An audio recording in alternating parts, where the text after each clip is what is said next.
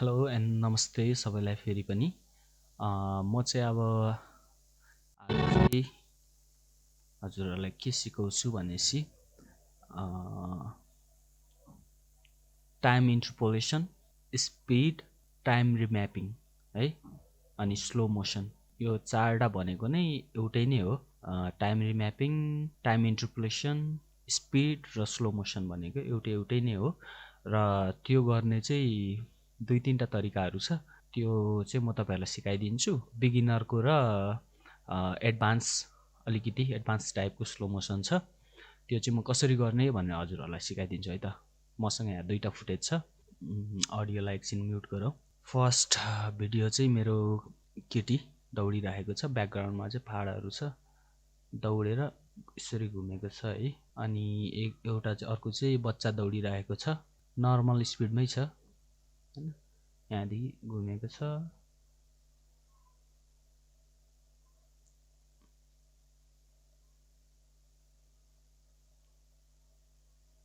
बच्चा नर्मल स्पिडमा आएको छ है।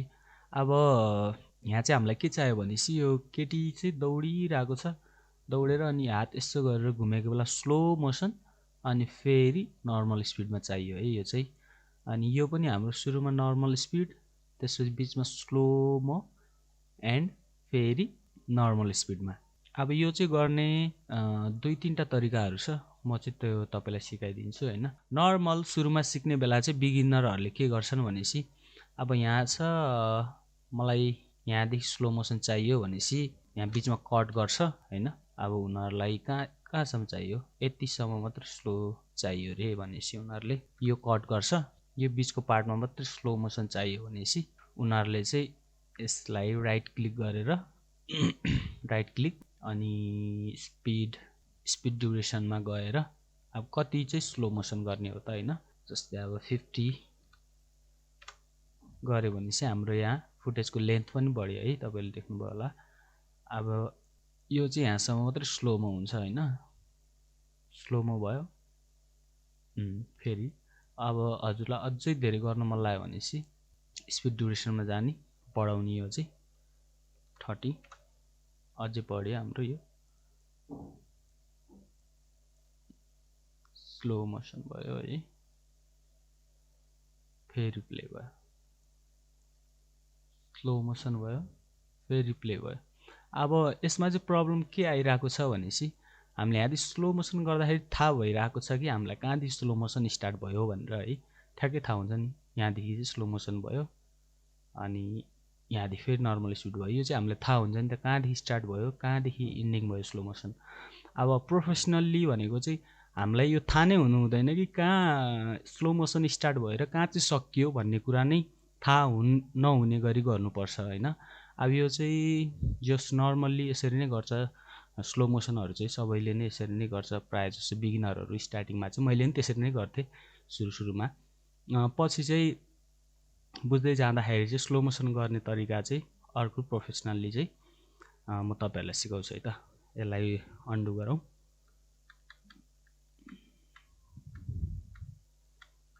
अन्डु भयो है। अब यो नर्मल स्पिड भयो फेरि। अब यसलाई चाहिँ हामीले प्रोफेसनल्ली स्लो मोसन गर्दाखेरि चाहिँ यो हाम्रो भिडियो लेयर हो, यसलाई डबल क्लिक गरौँ। डबल क्लिक गरेपछि ठुलो भयो। त्यसपछि तपाईले यहाँ एउटा लाइन देख्नुभयो होला, बार है। अनि त्यसको लागि चाहिँ कहिले कहिले यहाँ यसरी क्लिक गर्दाखेरि यो आउँछ हैन, हामीलाई चाहिँ यो चाहिँदैन। हामीलाई चाहिँ यहाँनिर इफेक्ट्सको एउटा सानो जुम गरेर हेर्नुभयो भने चाहिँ तपाईहरुले यहाँ, यसलाई म अझै ठुलो गरिदिन्छु। यहाँ एफएक्स भनेर देखिराख्नु भएको छ, यहाँ होभर गर्नुस् हैन। होभर गरेर राइट क्लिक, त्यसपछि मोसन, ओपेसिटी, टाइम रिम्यापिङ भनेर आयो नि है। अनि त्यसपछि टाइम रिम्यापिङमा गएर स्पिडमा जाने। त्यसपछि हाम्रो यो जुन लाइन हो, यो लाइनले चाहिँ के डिटरमाइन गर्छ, केलाई रिप्रेजेन्ट गर्छ भनेपछि यो लाइन भनेको चाहिँ हाम्रो अब स्पिडको भयो। यो चाहिँ लाइन हाम्रो स्पिडको भयो। सो तपाईहरु यहाँदेखि सर जानुस् है। अब हामीलाई कहाँदेखि स्लो मोसन चाहिएको हो त, गयो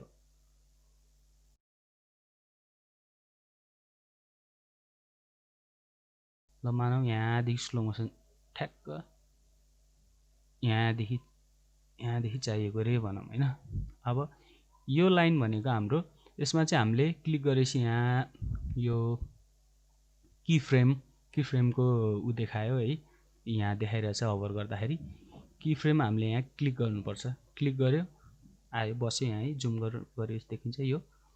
अनि यो चाहिँ अलिकति सानो हुन्छ कि त्यही भएर त्यति थाहा पाइँदैन, तर यो बुझेर हेऱ्यो भने चाहिँ थाहा पाइन्छ। यहाँ क्लिक गरेपछि एउटा यो इन्डिकेसन आयो की फ्रेमको होइन, तर अरू बेला चाहिँ यस्तो आउँदैन, तर स्पिडको लागि चाहिँ यो इन्डिकेसन आएको छ यहाँबाट। अनि फेरि हामी यतिसम्म चाहिएको स्लो मोसन हामीलाई होइन। त्यसपछि फेरि क्लिक गऱ्यौँ हामीले, यसरी क्लिक नगरेर अन्डु गरेर कन्ट्रोल थिचेर यसरी पनि क्लिक गर्न सकिन्छ है, यहाँ नगरेर कन्ट्रोल डाइरेक्ट गरेर। अनि अब हाम्रो यो बिचको चाहिँ एरिया भनेको चाहिँ हामीले स्पिडको लागि चाहिँ डिटरमाइन गऱ्यौँ, यति एरियादेखि यतिसम्म चाहिँ हामीलाई स्लो मोसन चाहिएको रे है। अनि त्यसपछि अब यसलाई अझै हामीले जुम गऱ्यौँ भनेपछि यो बिचको जुन लाइन छ नि यसलाई समातेर ड्र्याग गर्ने, यसलाई माथि ड्र्याग गर्नुभयो भनेपछि चाहिँ यसको स्पिड बढ्दै गयो है, स्पिड बढ्यो नि होइन, स्पिड बढ्यो स्लो भयो नि होइन। अब हामीलाई स्पिड त चाहिएको होइन, हामीलाई त स्लोमा चाहिएको। त्यसको लागि यो लाइनलाई चाहिँ तपाईँहरूले मुनि ड्र्याग गर्नुहोस्, पर्सेन्टेज देखाइरहेछ। अघि हामीले जुन स्पिडबाट गरेको थियौँ नि त्यही नै हो, सेम घटिरहेको छ। अब जस्तै मानौँ यसलाई हामीले 45% राख्यौँ रे है। अब यहाँ पनि थाहा भइरहेछ नि कहाँबाट स्टार्ट भयो कहाँबाट स्लो भयो भनेर, यहाँबाट स्लो भयो यहाँबाट इन्ड भयो होइन। अब यसलाई चाहिँ हामीले थाहा नदिनको लागि यसको लागि तपाईँहरूले अझ जुम गर्नुभयो भनेपछि यो यहाँनिर गएर दुईवटा स्प्लिट गरेको एरो देखाउँछ है, यहाँ जाने बित्तिकै स्प्लिट गरेको एरो देखाउँछ। यो एरोलाई चाहिँ तपाईँले यहाँनिर राखेर लेफ्ट साइडतिर ड्र्याग गर्नुहोस्, यतातिर ड्र्याग गर्नुभयो भनेपछि यहाँ एउटा ह्यान्डल आउँछ है। अब यो ह्यान्डल भनेको चाहिँ के हो भनेपछि हाम्रो स्मुथनेस, त्यो स्पिड स्मुथनेसको लागि चाहिँ हो। तपाईँहरूले यसलाई हल्का यसरी गर्नुभयो भनेपछि चाहिँ यो देखिन्छ है, यहाँ ह्यान्डल देखिरहेछ नि, यो ह्यान्डल है, यहाँ यसरी स्मुथ गर्नु तपाईँहरूले। त्यसपछि यहाँ पनि गएर त्यही सेम मेथड, यसलाई तपाईँहरूले लेन्थ बढाउनु, त्यसपछि यो बेजियर ह्यान्डललाई स्मुथ गर्नुहोस् यसरी है। अब तपाईँहरूले हेर्नु त्यसपछि मोसन त्यति थाहा हुँदैन। अब तपाईँहरूलाई त्यति अझै यहाँ लास्टमा अझै थाहा भएको जस्तो लाग्यो भने चाहिँ यसलाई तपाईँहरूले अझै स्मुथ गर्न सक्नुहुन्छ।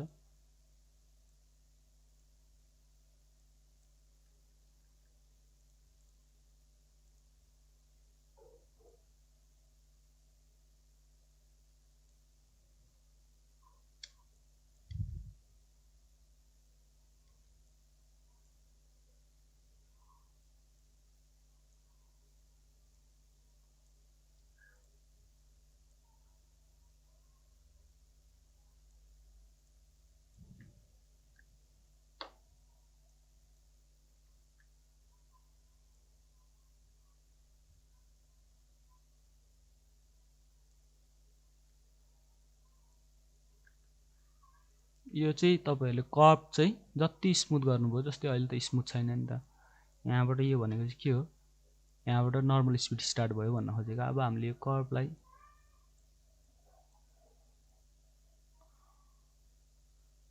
चाहिँ स्मुथ गऱ्यौँ। अब डाइरेक्ट ग्राफमा हाम्रो चाहिँ स्मुथ देखियो है। यो हाम्रो जुम गर्ने चाहिँ टेल्डा कीले हो, स्केपको मुनिको बटन टेल्डा की। अब हेर्नु है त, त्यति थाहा हुँदैन नि है। So this is the professional method है, यसरी चाहिँ गर्ने हो। अब यो भिडियोहरुमा चाहिँ अझै हामीले क्यामेराबाट नै 60 फ्रेम अथवा 120 फ्रेममा खिचेको छौं र त्यसलाई हामीले यहाँ ल्याएर अझ स्लोमो गर्यो, यसरी गर्यो भने चाहिँ एकदम अझ राम्रो देखिन्छ है।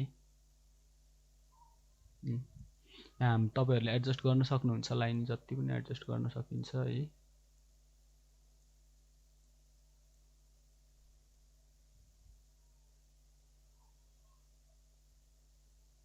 त्यति थाहा हुँदैन नि है। This is the professional method र यही सेम मेथड यसमा पनि लागू हुन्छ है। अब यसमा गरे मैले, तपाईहरुले बुझ्नुभयो होला। अब यसमा चाहिँ म फेरि फास्ट गर्छु, तपाईहरुले बुझ्नु है त मैले के गरे भनेर है। यहाँबाट मलाई ठ्याक्क त्यो पानी निक्लेको देखि चाहियो रे है। Control click, control set. पहिला हामीले यहाँ यो प्रोसेसहरु चाहिँ एकदम भनेपछि एकदम स्टेप बाइ स्टेप चाहिँ हुनुपर्छ है। यदि तपाईले यहाँको ठाउँमा पनि यहाँ क्लिक गर्नुभयो भने त्यो भेट्नुहुन्न के, भेट्दैन के। सुरुमा मिस्टेक गर्ने भनेको नि त्यो हो हामीले हैन, भेट्दैन क्या त्यो खोजेको चिजहरु चाहिँ। किनभने त हामीले यहाँ राखेर चाहिँ गर्नुपर्ने रहेछ कि त्यतिको प्रिसाइज उनीहरुलाई हामीले लोकेसन दियो, हामीले माउसको कर्सरलाई हभर गरेर भनेपछि उनीहरुले नि बल्ल देखाउँछ हामीलाई हैन। सो त्यो लोकेसन चाहिँ एकदम राइट हुनुपर्छ। प्रिमियरमा चाहिँ अलि त्यस्तो छैन, आफ्टर इफेक्टमा चाहिँ एकदम है त्यो माउसको यो बटनको क्लिकले पनि धेरै फरक पर्छ के। अब यहाँ गएर मास्किङ गर्दा सेप लिएर आइदिन्छ, मास्किङ हुँदैन त्यो कुराहरु चाहिँ। सो त्यसैले चाहिँ हामीले एफएक्स इफेक्ट्स हो यो भनेको, यहाँ गएर क्लिक गरे पनि बल्ल देखाउँछ है। टाइम रिम्यापिङ, स्पिड चेन्ज भयो। त्यसपछि यसलाई मैले ठ्याक्कै पानी निक्लिने यहाँदेखि चाहियो मलाई।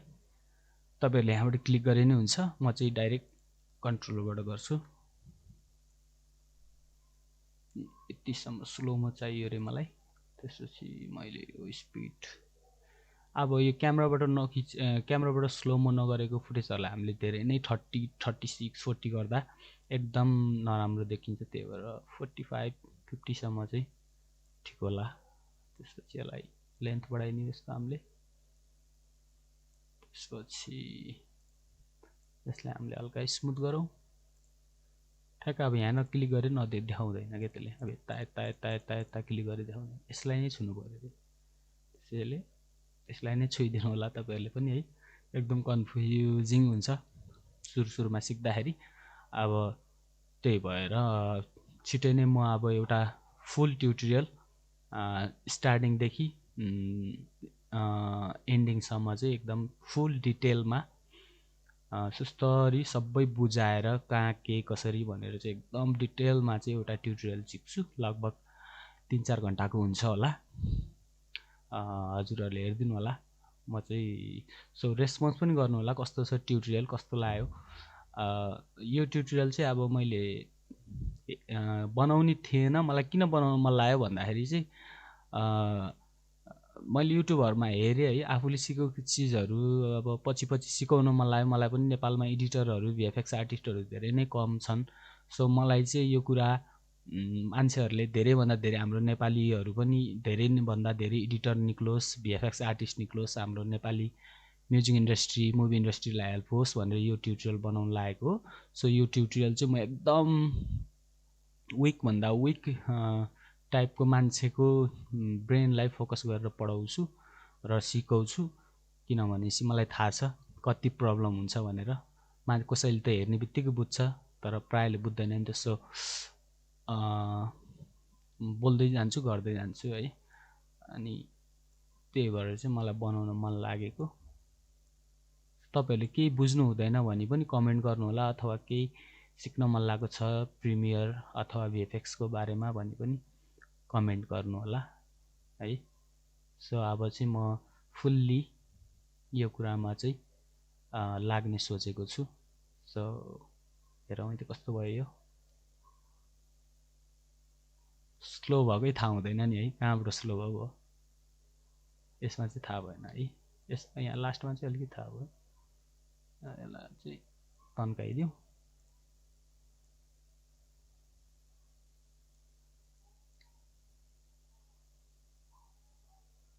त्यति थाहा हुँदैन नि अब। ल यसरी नै हो है स्लो मोसन गर्ने प्रोफेसनल्ली भनेको चाहिँ।